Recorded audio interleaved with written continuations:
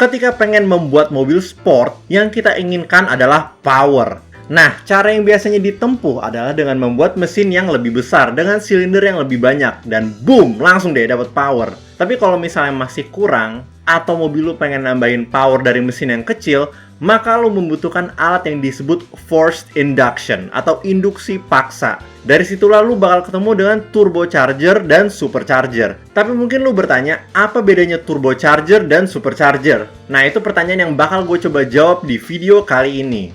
Kayak yang tadi gue bilang, turbocharger dan supercharger merupakan alat induksi paksa atau forced induction yang berfungsi untuk memaksa lebih banyak udara untuk masuk ke ruang pembakaran mesin. Otomatis lebih banyak bensin yang tercampur dengan udara yang menambah jumlah power. Tapi cara kerja mereka berdua itu beda banget. Gue mulai dulu dari turbocharger.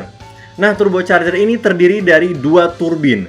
Ada turbin knalpot dan turbin kompresor. Turbin knalpot ini berputar dengan menggunakan gas buang dari knalpot, yang kemudian ikut memutar turbin kompresor yang otomatis bakal memaksa lebih banyak udara untuk masuk ke dalam ruang pembakaran dan meningkatkan tenaga dari mesin. Turbocharger ini punya beberapa keunggulan, yaitu memberikan power yang gede pada RPM tinggi. Dan karena turbo nggak ngambil tenaga dari mesin, makanya turbo bagus banget buat mesin berkapasitas kecil kalau pengen nambah power. Penggunaan turbin ini juga kenapa mesin turbo ngasilin suara khasnya.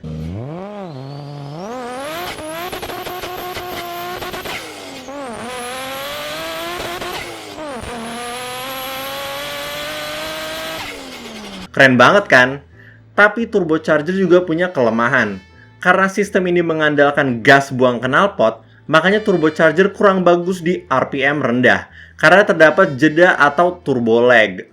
Kenapa cuma terjadi di RPM rendah? Karena pas RPM rendah, jumlah gas buang yang dihasilkan knalpot masih sedikit. Yang berarti turbin knalpot nggak berputar dengan optimal. Dan karena turbin knalpot juga yang bertanggung jawab untuk memutar turbin kompresor, otomatis turbin kompresor juga nggak bisa berputar dengan optimal. Dan udara yang dipaksa masuk juga sedikit. Makanya ada jeda dalam pengiriman power. Tapi pas sudah RPM tinggi, gas buang yang dihasilkan udah optimal. Dan turbocharger bisa ngasilin power yang banyak. Makanya buat mengatasi turbo lag, banyak yang menggunakan konfigurasi twin turbocharger, di mana ada satu turbo yang kecil dan satu turbo yang besar. Ketika di RPM rendah, turbo yang kecil bakal lebih mudah untuk berputar untuk ngasilin tenaga. Dan pas RPM-nya udah naik, baru deh turbo yang besar bisa aktif dan bisa ngasilin tenaga yang optimal. Jadi turbo yang kecil berfungsi untuk mengurangi adanya jeda atau turbo lag di RPM rendah.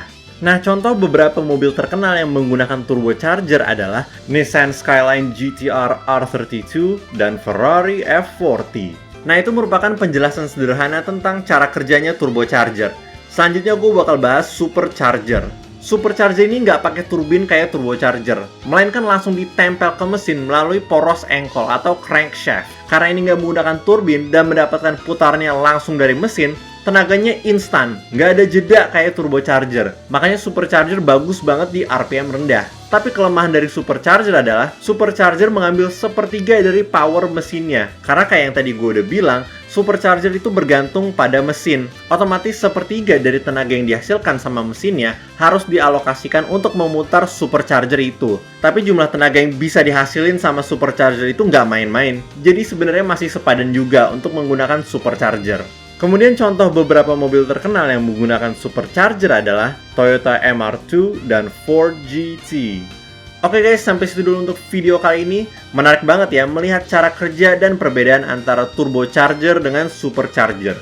Kedua sistem ini udah menjadi andalan kalau pengen nambahin tenaga dalam jumlah yang banyak. Jadi gimana pendapat kalian tentang turbocharger dan supercharger? Mana yang kalian lebih suka? Kasih tau di kolom komen ya. Kalau kalian suka video kali ini, jangan lupa untuk like. Kalau nggak suka silahkan dislike. Dan kalau suka banget, jangan lupa untuk subscribe. Makasih banyak guys.